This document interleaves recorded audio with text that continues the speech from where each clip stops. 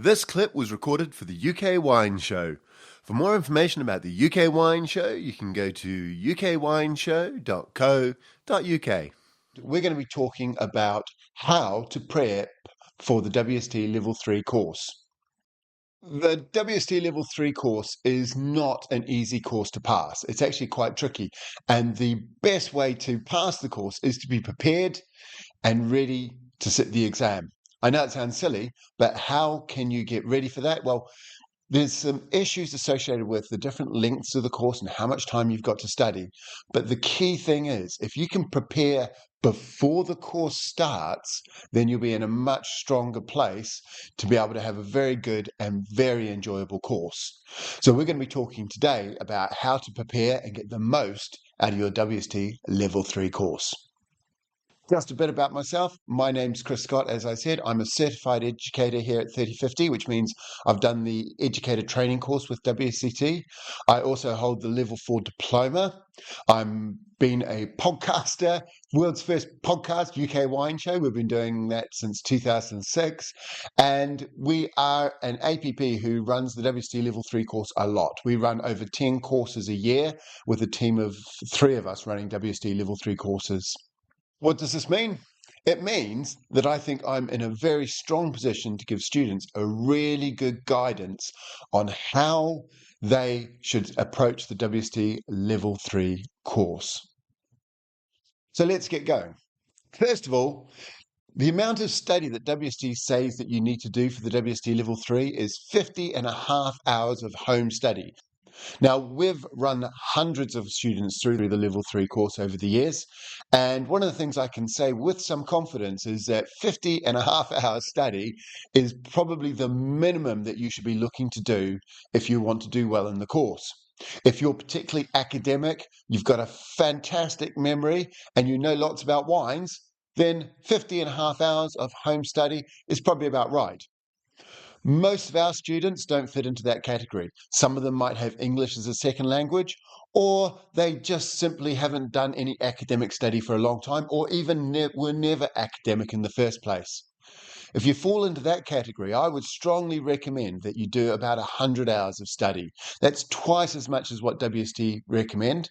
But from our experience, what we've found is that students who do about 100 hours, they almost always pass, and a lot of them pass with distinctions. If you do 50 hours of home study, what you'll find is a lot of students will not pass. In the UK, it's classified as an A-level. I've got 2 daughters who've done A-levels in the UK, and one of my daughters is currently doing 3 A-levels. She's going to be studying that course for 2 years to sit 3 A-levels. Many people who do the WSET Level 3 course will do this A-level in either 6 days of contact and usually over perhaps 6 weeks of study, which is significantly less than students normally do for an A-level. So you've got to be prepared to get the most out of the course. To give you an idea of how much work you've got to do, this graph shows the pass rate for our students and how much work they put in. We give students marks for every time they do things like flashcards, answer mock exams, etc. And what we've found is that students who do about 50 hours, that's between 2,500 and 5,000 flashcards, etc., the fail rate is about 25% or just below 25%. This is really not enough to be able to study with confidence. Our students, we say that if you can get 10,000 study points, which is about 100 hours worth of work, we will give you a pass guarantee. That means if you do the work and you fail, we'll actually pay for a resit of the exam. That's our pass guarantee. But it requires students to do about 100 hours. And even then, sometimes the odd student doesn't pass. But I think about 100 hours is about right. One thing that's certain, though, is learning about wine is a bit like peeling an onion. The more work you do, the more layers of the onion you get into, the more deeper your understanding about wine. Level 1 is really about just taking it out and going, oh, that's an onion. Level 2, you peel back a few layers and you're starting to get a feel for what's going on. At level 3, you actually start to get into what is actually happening in the wine industry and how those wines are made and why they taste like the way they are. Students who put the work in and start to understand this get massively energized, and they really, really, and really enjoy the course. However, if you're trying to scrape through and do the minimum amount of work on this course, firstly, you're not really going to get the best out of the course. You're not going to understand things as well as you could. And it's going to actually become quite a drag because there's so much to learn. You're going to not be able to see the forest for the trees. Now, some people have lots of time to study. You might be retired and you're only really doing this course. That's brilliant. A lot of people, when they're doing the course, they have to hold down a job as well. And it can be quite tricky to do all the study. Now, there's three ways you can do this course. You can either do it as a block course, 6 days in a row, with the exam on the sixth day. This is the way I studied, and I strongly recommend students don't do this. It's very hard to do well in the course, and you need to be ready to turn up on day one, ready to sit the exam. You need to have done all your prep before you start the course. I would strongly recommend students not do this. However, some students cannot do the course locally. They have to travel somewhere. And if the travel's long and arduous, they want to go there, they want to do it in a week and get the course done. If you're going to do that, you need to be ready for the exam on day one. As soon as you turn up on that course, you should be ready to sit the exam and have a fairly good chance of passing it. Our preferred method of teaching the course is 6 days, but 1 day a week over 6 weeks with the exam on day 6. This gives the students a week between each class to learn and solidify what they've learned and also prepare for the next class. I believe this is probably the best way of doing it if you can study. The final way of doing it is with 2-hour blocks, 14 2-hour blocks with an exam on the final day. Now, this has some advantages in that you don't really need to prepare because you've got so long for the course to run. However, in the last bit of study towards the exam, it can be a little bit tricky because you sort of forget what you learned almost a third of a year ago. So revision becomes a lot more problematic. Whatever way you do it, preparing for the course will do you a lot of good. Now, let's have a look at how much time you've got each evening if you're doing the course. So if you're doing 6 days in a row and you haven't done any pre-course preparation, then to hit that minimum 50 hours a week, you need to do about 10 hours a night in study. You think about it, you're doing a full day study in class, and then you've got to do 10 hours a night. You're not going to be ready for the exam. And if you try and achieve that 100 hours, that's 20 hours a night in study, plus a full day of 8-9 hours of classwork. It's just not going to happen. So if you are going to do the course as a block course of 6 days in a row, you really need to do almost 50 to 100 hours beforehand before you even turn up. In fact, I would strongly recommend that the most you really can study in the evening is 2 or 3 hours, which means you need to do at least probably around 50 to 75 hours of pre-course study before the course starts. If you're doing it as 6 days, 1 day a week for 6 weeks, with the exam on the 6th day, then the amount of study you need to do each week is the same. It's that 10 to 20 hours a week, or roughly between 2 and 4 hours a night. That's a lot of work to do consistently and regularly. Very, very hard for a lot of people to be able to do that. Now, if you are retired, that's not a problem. But if you're holding down a job, that can be quite problematic. If you do 25 hours prep before the course starts, you're going to be required to do between 5 and 15 hours. 5 hours if you're trying to do 50 and a half hours of study at home, or 15 hours if you're trying to do the full 100 hours. So still quite a bit, but much more manageable. 5 to 15 hours a week is, a couple of hours an evening, really, nice and regular. However, if you can get your study up to about 50 hours before the course starts, that means you're going to be doing up to 10 hours a week. That is an hour and a half a day. So quite manageable if you're studying. And clearly, if you do more than that, it's much, much less. If you're doing the course over 15 weeks, 2 hours on one night a week for 15 weeks, including the exam, you need to do between 3.5 and 7 hours of study a week to do your 50 to 100 hours. And again, that's quite achievable. That's about an hour a night, so it's not too terrible. Which is why I say if you are doing it over a 15 week course, you don't necessarily have to do pre-course study. That said, I still think it would serve everybody in good stead to be able to do some of that.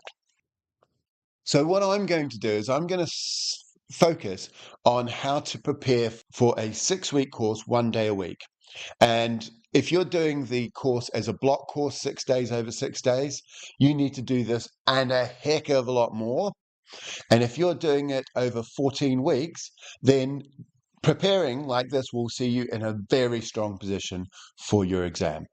So we're going to be focusing on what to prep for as you do it. Now, before we get into what's you need to do, you've got to remember what the exams are. And there's technically 3 exams in the course. There's a tasting exam, there's a multi-choice exam, and there's a short written answer exam. Now, a lot of students really panic about the tasting exam. They worry about tasting, do I have a palate that can actually taste wines? And they get very, very nervous about it. What I would say is we have a pass rate of 97% for our tasting exams. Very few people fail the tasting exam. It's pretty easy to pass. It's very hard to get a really good mark in the tasting exam, but by the same token, it's very hard to fail the tasting exam as well.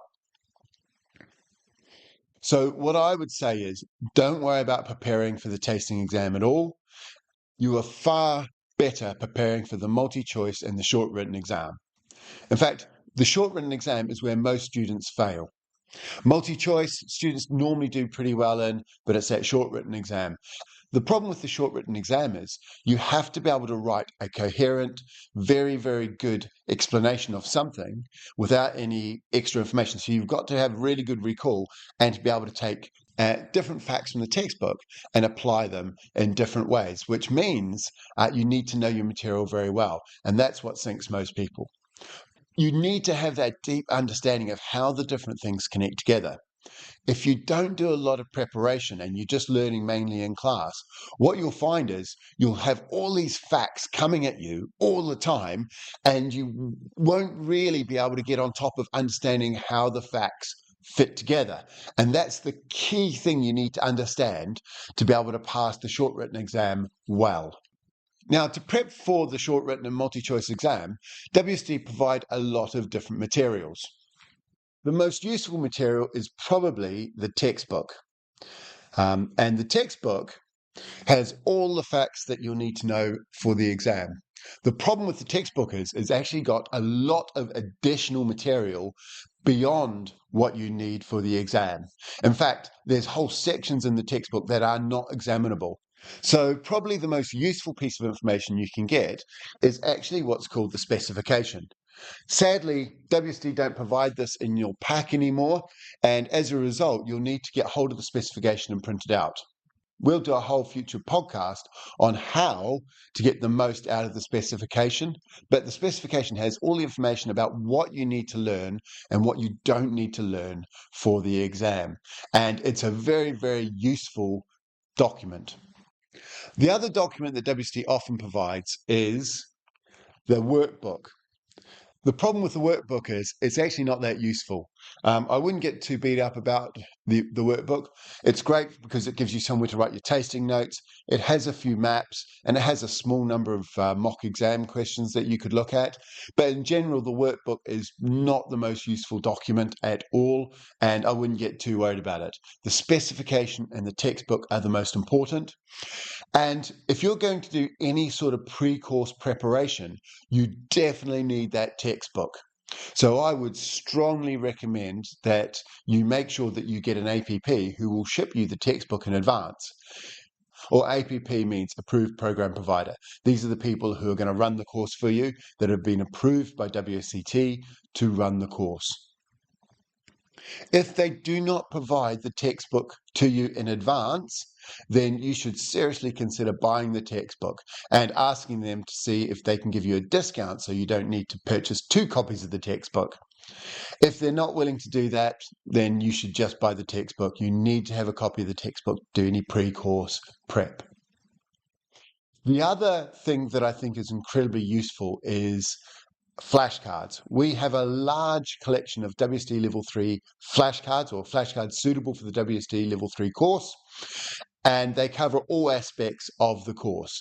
I strongly recommend that you purchase our flashcards if you're not one of our students, and the reason for that is that they help to change the learning from passive to active.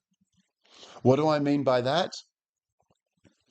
Most people will sit down and start reading the textbook. Some people might start reading the textbook and highlight things that they think are important. But usually, most students will start to doze off after a short period of time. You'll see that glazed over look over their face. And it happens to me as well when I'm reading a textbook. I sometimes just, my mind starts to wander, and next thing you know, I've read 2 chapters and I can't recall anything that I've just read.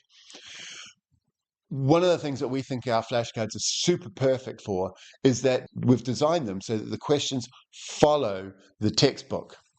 That means that as you read the textbook, you can do, say, half a page and then answer a series of flashcards on the page that you've just read, or half page that you've read, then do the next half page. This is called active learning, and active learning is so much more powerful than passive learning. Passive learning, when you're reading the textbook, your eyes will glaze over. You won't even realize you've read half the textbook before you know it, and you won't be able to recall anything. Active learning requires you to read a section and then recall it. And that process of reading, then recalling, means that that knowledge is so much deeper in your brain, and you're much more likely to recall it and remember it and be able to use that information later on in the exams. So active learning, I think, is really important. If you're not purchasing our flashcards, that's fine. You might want to consider making your own flashcards as you go through the textbook. We have something like 2,500 flashcards, so it's a lot of work to produce them. But if you want to create your own, or you've got other skills, please make sure that you're doing something active learning. Read the textbook and then make a summary of the text in the textbook, highlighting things. This is really, really, really important. Please, I've had so many students say, I've read the textbook from cover to cover 3 times and I can't remember anything. And that's called passive learning, and you're not likely to learn much at all. So active learning is what you want to do. Another way of doing active learning is we offer students mock exam questions that are designed just on the chapter they've read. So you might read the chapter on Germany.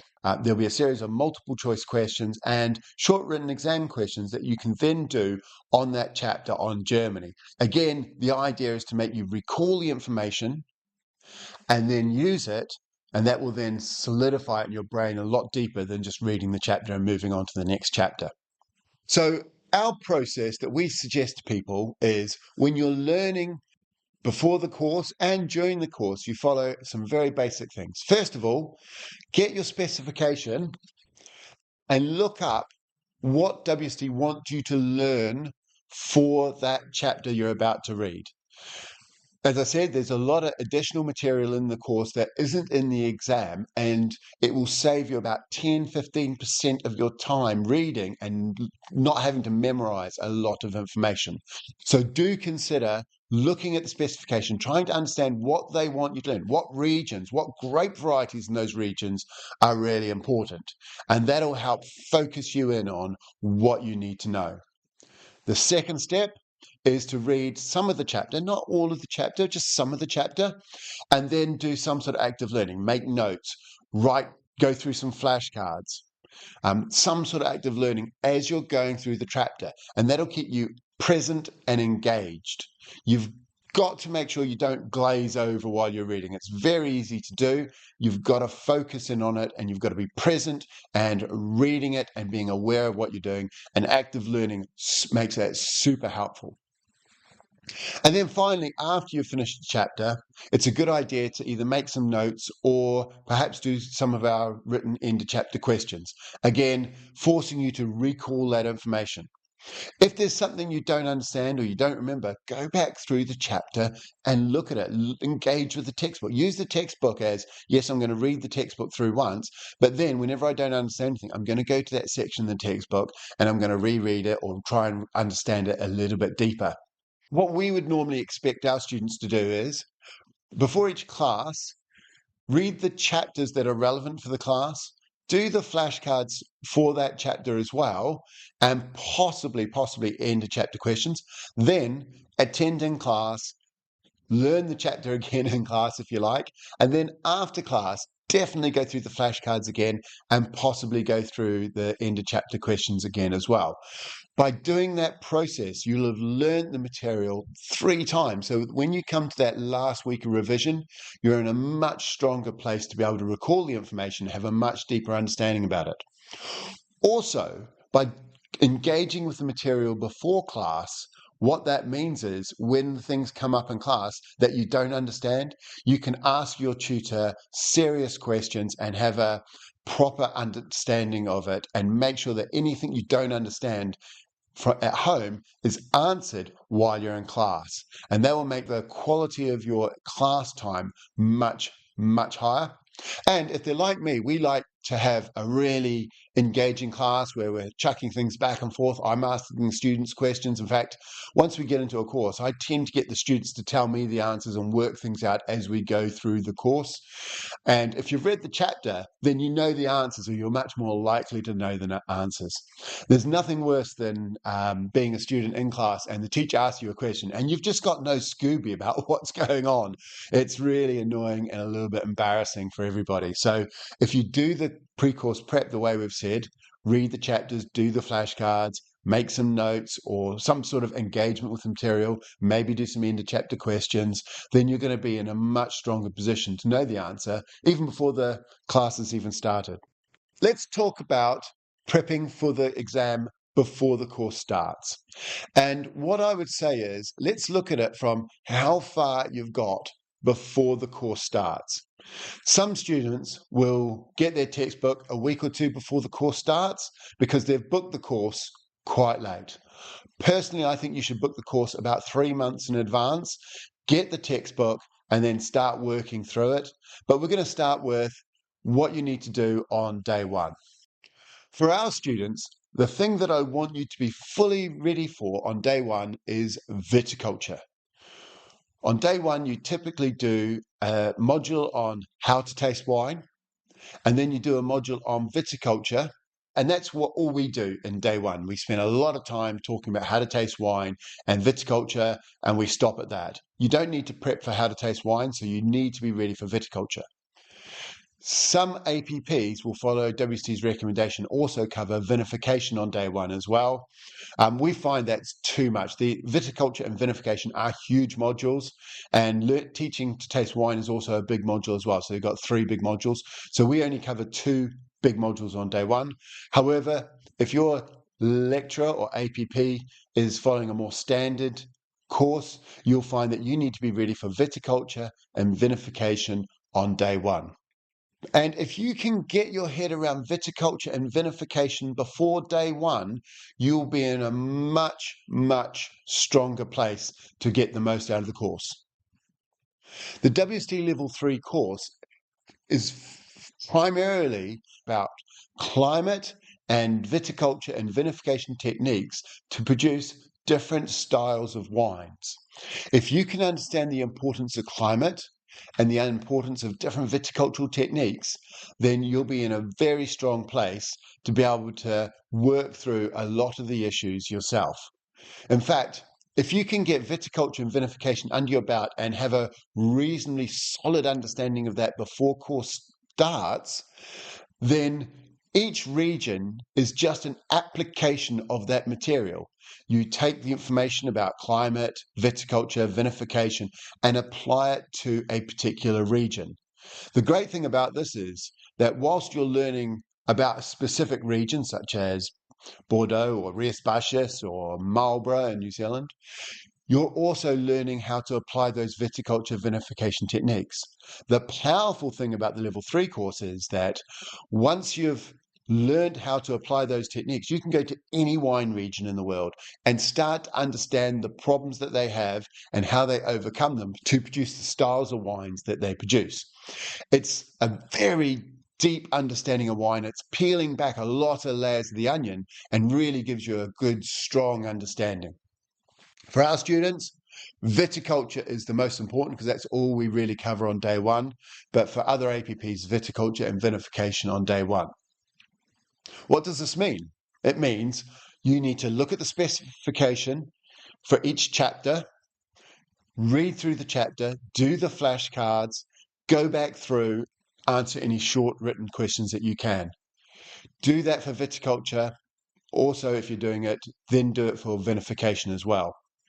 Now, whatever stage you start the course at, this is the first thing I want you to be doing, is always starting at viticulture and vinification. Then, once you've got viticulture and vinification under your belt and you've got a rough idea of how it works, and you've still got time before the course starts, then I want you to choose your favorite wine region. This is the region you know the most about and you're really engaged with. Pick your favorite wine region, and I want you to work through the chapter on your favorite wine region. And in particular, I want you to identify any climatic references, any winemaking references, or any viticultural references. I then want you to go back to the textbook on climate, viticulture, and winemaking, and I want you to read up and get a deeper understanding of it. The thing you'll find in the textbook is the textbook often has a lot of information about viticulture or climate. Let's say climate, we'll use climate. For example, the book might say that Marlborough is a maritime climate. Great, that's all it says in the textbook about that climate. However, under viticulture, it'll say things like a maritime climate means that you're going to get a lot of cloud cover. You're going to get rain all through the year. Your growing season is going to be elongated because of the closeness to warm water supplies. So even though the textbook under Marlborough might say the climate is maritime, there's actually a lot of additional information that you can apply. And what I want you to do with your favorite wine region is I want you to take the information from the other part of the textbook and apply it to your favorite wine region. Similarly, if your favorite wine region is, say, Marlborough, you'll see that they might talk about protective winemaking, producing aromatic styles of wine. I want you to go into the textbook and look up how to make that style of wine. There's much more detail in this than there is on the region that you're looking at. And as a result, you can take lots of information from viticulture and apply it to that region and really fill out those notes. What we're doing, and this is the key difference between level 2 and level 3, is at level 2, they just give you lots of facts and you just need to regurgitate those facts. At level 3, you need to be able to take information from different parts of the textbook and apply them to a particular wine region or a particular style of wine. So what we're trying to do with this first wine region that is your favorite is to try and get you to start to understand how the textbook works, that you need to be able to bring information from different parts of the textbook and apply them to your wine region or to a wine region. Once you've done that and you've made notes about it, and hopefully it's a wine region you're really interested in, so it'll be really fun to really get in there and understand what's going on in that wine region. Then, once you've done that, I want you to choose your least favorite wine region. This is the region you really don't know anything about or you're not particularly bothered. The reason we're doing that is because this is the one you're going to put off and try and wing it at the end. Whereas this is probably the region you need to look at in a bit more detail. So again, I want you to do the same thing. Read about the region or the country, make lots of notes about any references they make. Your region might be something like, say, Chablis, and there the climate is cool continental. But what does cool continental mean? Well, it means that you're going to struggle to get ripeness. The wines are typically going to have higher acidity, lower sugar levels. You're going to find that things like spring frosts are a major problem. Your growing season is shorter as well. There's lots of things there. You might need to do particular vineyard work associated with this. You might need to do particular winemaking techniques. There is particular winemaking techniques that they use in Chablis. So you need to understand that and why they use them and what the outcome of that is. Once you've done that, you've applied your viticulture and vinification techniques to 2 wine regions, one you know well, one you don't know much about. You're in a pretty strong position. At this point, you've got a couple of options. If you've still got time before the course starts, you want to do two things. First of all, you want to start learning where the regions are. Now, this can be very helpful because climate is such a key driver for wine regions. If you know where the region is in the world, you can work out what the climate is. Once you know what the climate is, all of a sudden you know what type of styles of wines, the grape varieties that can be produced in that region. It also tells you a bit about the climatic issues, the problems with the region, and it can also lead you down the path of understanding a little bit about the winemaking techniques that they're going to use to produce wines in that region. The other thing you want to do is you want to keep studying regions as well. So pick a region that you like, pick a region that you don't know much about, and just alternate between the two of them as you're going through, and also try and learn the different regions. Now, we have a lot of flashcards that are map based so that you can get a feel for where the different regions are. During the course, I would not get people to look at those flashcards too much, but before the course, they're fantastic. And first, introducing you to the wine region, letting you know where it is, and also helping you understand what the climate is of that region. These are really useful. And if you've got time before the course, they will add a lot of help to you. You can tie them up with learning about the maps and then doing the flashcards on that region, then making the notes about the vinification and any climatic issues, etc., associated with the region. Very, very useful. And I would continue in that vein, looking at regions, including maps, etc., as you go through the syllabus. And keep repeating this until about a week before the course starts. If you've been doing this, you've gone through a lot of different regions, the week before the course starts, you want to go back through and look at viticulture and vinification again, because this is the foundation. This is such an important foundation that I want you to be absolutely solid with this before the course starts. Go through the flashcards again, go through any mock questions that you can find again, and then you're ready to start the course. I hope this helps and it gives you some really, really good ideas about how to study. Please, please, whatever you do, do not do passive learning. You've got to do active learning and you've got to make it engaging and you've got to do it with something that gets you thinking about things in a deeper way. Making notes, summary notes, doing flashcards, making flashcards if you want to, doing mock exam questions, etc. Please consider them. As I say, we've got huge amounts of resources that we give to our students for free. Flashcards, mock exams, map questions. We even have a podcast dedicated to the WSET Level 3 course, and we also have a YouTube channel with lots of really good tips and tricks for the WSET Level 3 course. I hope that helps. Cheers and good drinking.